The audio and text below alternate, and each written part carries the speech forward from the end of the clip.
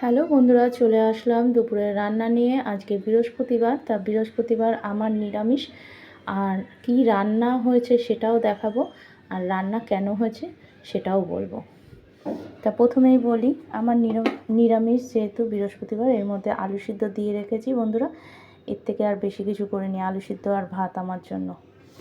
আর ছেলের জন্য ডিমের মামলেট করে নিয়েছি, গরম গরম ডিমের মামলেট। আর এখানে কালকে যে রান্নাগুলো করেছিলাম সেই রান্না অনেক পড়ে রয়েছে।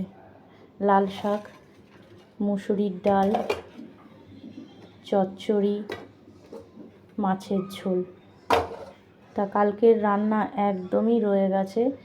তা এই রান্নাগুলো খাওয়া হবে, তারপর তো আবার রান্না করব। তা ভাবলাম যে রান্নাগুলো না খাওয়া হলে, আমার যেহেতু আজকে বৃহস্পতিবার নিরামিষ, আবার রান্না করব, আবার ওগুলো খাবে, এগুলো আর খাওয়া হবে না।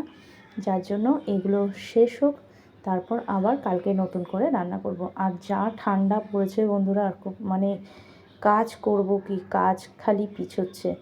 তা রান্না করতে একদমই ভালো লাগছে না, শীতের মধ্যে জল ঘাটতেও ভালো লাগে না। তাই বাসি বকরা আছে বলে আমি আর আজকে রান্না করলাম না। তা কালকে কি করব সেগুলো নিয়ে তোমাদের সামনে আবার আসবো। টাটা।